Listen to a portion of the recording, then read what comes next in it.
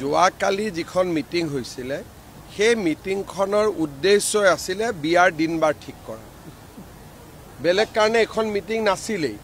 আৰু সেই কাৰণে বিয়াৰ কালিতো 2 ঘণ্টা সময় 1 ঘণ্টা সময় অকল বিয়াৰ কথাই আলোচনা কৰিলে কোন বিয়া হ'ব কোন দৰা হ'ব কোন কইনা হ'ব কোট ৰিসেপশন হ'ব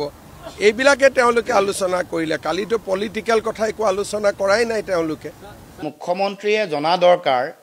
যে তেওঁলোকে বনোৱা এনেকুৱা পাতল ডিজাইনত চিন্তাত অসমৰ ৰাইজে কেতিয়াও কোনো কাৰণতে জড়িত নহয় এনেকুৱা ধৰণৰ চিন্তা কেতিয়াবা অসমৰ ৰাইজে প্ৰত্যাখ্যান কৰিছে অসমৰ ৰাইজে একতা বিচাৰিছিলে বিৰোধী ৰাজনৈতিক শক্তিসমূহ কালি ৰাইজ আমাৰ বিৰোধী দলবোৰ একলগ হ'ল একতাৰে যুঁজিম বুলি কালি কথা দিছে আৰু এতিয়া যিবোৰ মূল এজেন্ডা হ'ব এইবোৰৰো যেতিয়া ৰূপৰেখা তৈয়াৰ হৈছে যেহেতু তেওঁৰ পৰিয়ালৰ দুৰ্নীতিৰ কথাটো তাত প্ৰাথমিকতা পাইছে তেওঁ গম পায় এইবোৰ কথা তেওঁৰ পৰিয়াল তেওঁৰ পত্নী তেওঁৰ পুত্ৰ তেওঁৰ ওচৰত থকা মন্ত্ৰীসকলৰ অবাধ সম্পত্তিৰ বিষয়টো জনগণৰ মাজলৈ যেহেতু যাব দুৰ্নীতি চলি থকা কথাবোৰ যেহেতু যাব সেইকাৰণে অস্থিৰ হৈ কালি তেওঁলোকে এটো ডিজাইন কৰি তেওঁলোকৰ যিটো WhatsApp গ্ৰুপত এই ভিডিঅটো বনাই দিয়া হৈছে সেই WhatsApp গ্ৰুপত তেওঁৰে পত্নীৰ সন্মানীয় পত্নীৰ চেনেলৰ যিগৰাকী CMD আৰু যিগৰাকী সম্পাদক তাত আছে তাৰ পৰাই DIPRলে কেনেকৈ ভিডিঅ'বোৰ গৈছে কেনেকৈ নিউজ কৰিব লাগিব যিটো সময়ত সংবাদ গোষ্ঠীলে আপোনালোকে ভিডিঅ'টো পঠাইছে সেইটো সময়লে মোৰ ওচৰলৈ আহিছে মুখ্যমন্ত্ৰী ডাঙৰীয়া যিটো ভিডিঅ'ক আপোনালোকে কাইলি মিটিংখন পাতল কৰিবলৈ চেষ্টা কৰিছে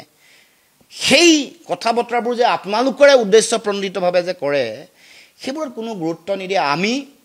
আমাৰ লক্ষ্যত আমি অলৰ অচৰতল আমি 26ত বিজেপিৰ সাম্প্ৰদায়িক ৰাজনীতিক উৎখাত কৰিব লাগে বিজেপিক উৎখাত কৰিব লাগে দেশৰ সংবিধান গণতন্ত্ৰ বচাব লাগে দেশত আমাৰ সিন্ধিকেট আপোনালোকে চলাই থকা সিন্ধিকেট ৰাজ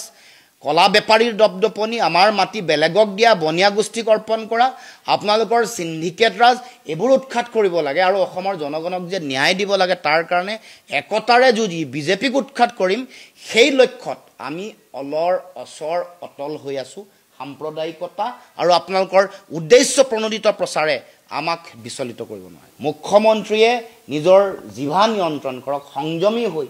সংস্কাৰী মন লৈ ৰুচিপূৰ্ণ সংস্কৃতিবান চিন্তাৰে যাতে অসমৰ সমাজক কথা বতৰা কওক তাৰ আহ্বান আমি ৰাখিছোঁ